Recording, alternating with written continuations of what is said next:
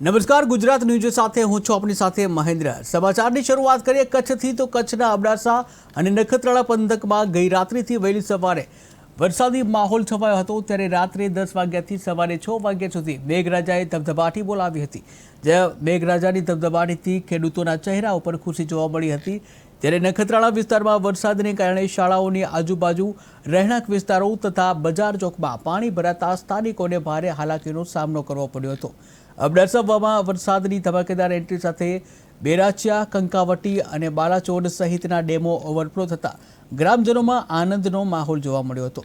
ત્યારે તારાનેત્રા માર્ગ ઉપર પણ વરસાદના કારણે વાહન વ્યવહાર બંધ થયો। ત્યારે નુધાતળ નદીમાં આવેલા પાણીના દ્રશ્યોને લઈને ભાનુશાળી દેશ મહાજનના આજીવન પ્રમુખ શ્રી પ્રવીણભાઈ પટેલે વધામણા પાઠવી અને જ્યાં મોટી સંખ્યામાં ગ્રામજનો પણ ઉપસ્થિત રહ્યા હતા।